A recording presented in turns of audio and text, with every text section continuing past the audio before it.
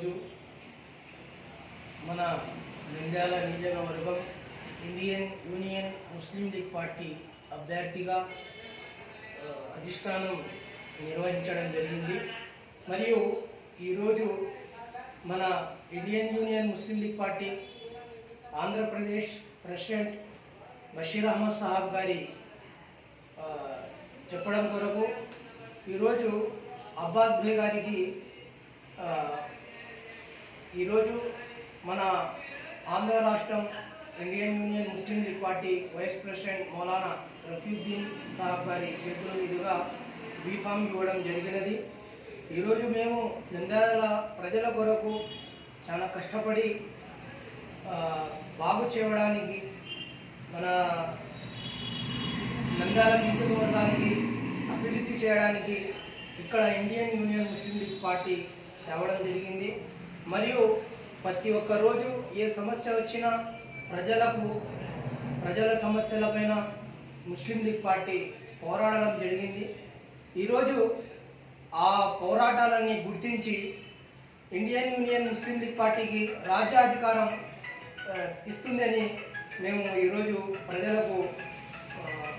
ద్వారా ఆశిస్తున్నాము. ఈరోజు వరకు సంక్షేమ పథకాలు మరియు సంక్షేమము ముస్లిం లీగ్ పార్టీ చేసుకుంటూ సోషల్ వర్క్ చేసుకుంటూ రావడం జరిగింది.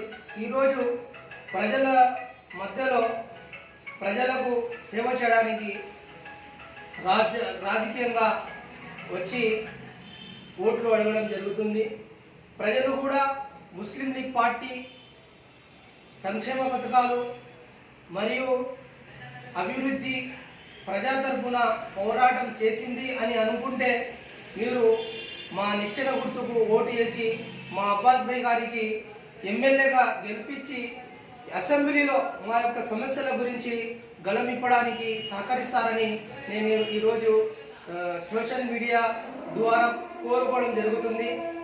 మరియు ముఖ్యంగా ఏమిటంటే మన నంద్యాలకు ఒక అందంగా సింగపూర్లా ఒక్క డ్రైనేజ్ అయినా కానీ ఎలక్ట్రిక్ పోల్ అయినా కానీ మరియు ఎలక్ట్రిక్ వైర్లు అయినా కానీ ఇలాంటి గలీజ్ లేకుండా దోమలు లేకుండా మరియు ఇలాగే పట్టణంలో ఉన్న పేద ప్రజలకు ఇండ్లు ఫ్రీగా కట్టి ఇవ్వడము మరియు వాళ్ళ పిల్లలకు ఫ్రీగా చదివియడము అలాగే వైద్యం కూడా ఫ్రీగా వేరే రాష్ట్రాల్లో ఎక్కడైతే ముస్లిం లీగ్ పార్టీ కౌన్సిలర్లా ఉన్న చోట కూడా అంబులెన్స్లు మరియు ఫ్రీ ట్రీట్మెంట్స్లు కూడా చేయడం జరుగుతుంది. ఇలాగే మన నంద్యాల కూడా కూరగాయల మార్కెట్ ఆయన పని అక్కడ చేస్తున్నాడు కాబట్టి ఆయన స్వయంగా కూరగాయల మార్కెట్లో ప్రతి ఒక్కరికి అక్కడున్న టోకన్లు అవన్నీ మార్పులు చేయడానికి కూడా ఆయన సిద్ధంగా ఉన్నాడు.